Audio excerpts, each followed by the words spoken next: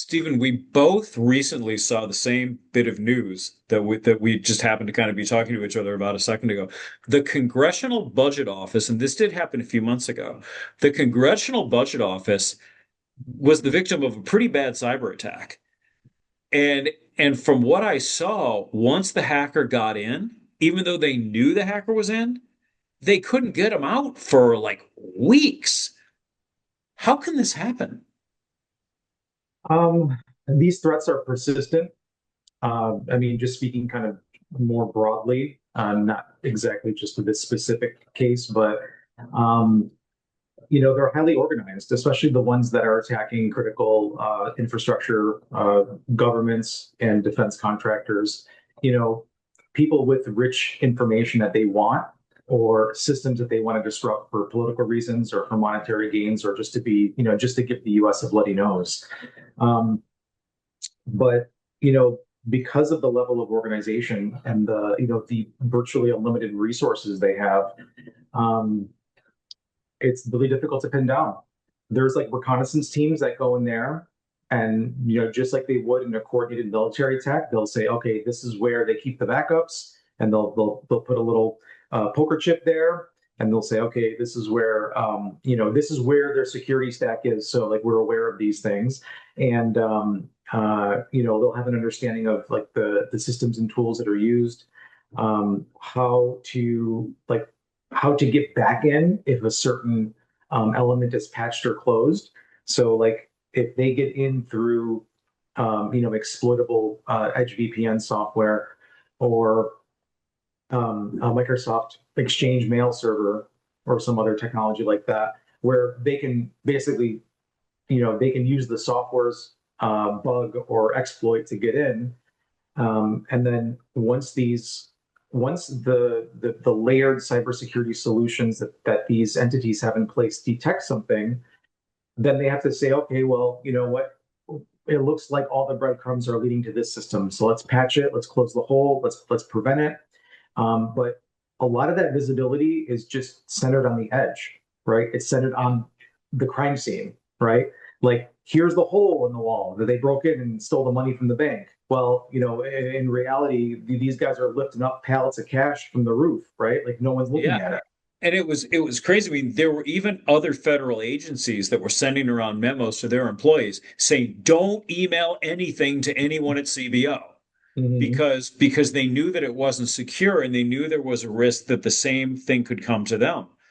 I mean, this is astonishing to me. The federal government has resources. They have the Cybersecurity Infrastructure Security Office, which goes out and tells the private sector how not to have this happen to you. And here it happened to them. Yeah, and I think that, I mean, I'm not an expert by any sense of the imagination when it comes to like government structures, but I know that there's a lot of bifurcation in our governments. So like state and local governments are run a certain way with certain systems and certain requirements. And, at the federal level, there is a lot more power and there's a lot more reach. But it also comes down to, having the right resources, having the right type of people looking at these things and deciding what is the most risky and what isn't, and what's the weakest link in your chain. Like I mentioned, they're all guarding the edge while these bad guys are getting in from ways that are easier and flying under the radar.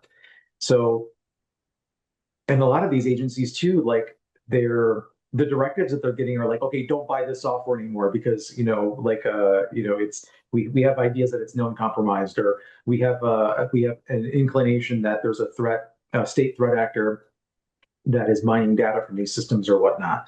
No Chinese cameras, no Chinese camera software. Like that's fine. I mean, I think that's good, and it's important to do those things, but it's not like a one trick pony, right? Like it's not just one thing. And like some of these companies too, like these private industries, when they get hacked in these ways, it's like, okay, we'll just give everyone credit monitoring for a year, right?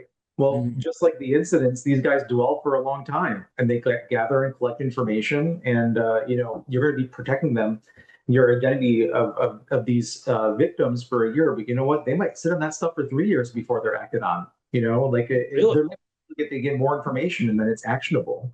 And that's kind of how it is. It's a long play. It's terrifying. Is there any lesson in this for ordinary companies like ours out here? Trust the experts, get the right Okay. experts in there, verify, like have good backups, test the backups. Like that's number one. Like because that's like something that people are already doing today. Like I already have some kind of backup in place. Let me make sure that it's correct. Okay. Because the majority of private industries that get hacked, um, they end up having to pay the ransom, or they end up having to pay to rebuild, or just having to end up pay and disrupt their operation for a long time until things are restored to a point where they can function. Well, if they have a good backup, they can restore from that, and then they'll let the incident response teams analyze everything, and then come back and tell you how to secure the environment better.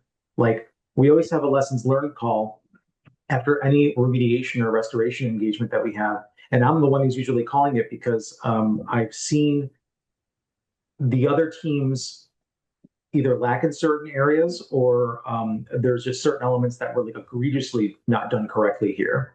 And I'm not afraid to tell people that. And sometimes I get like dirty looks, or I get like ostracized, but I'm like, I don't care. At the end of the day, I don't want to be here. You don't want to be here. Do you want to be doing this again? Because if you don't fix this now, we'll be right back in the middle of this.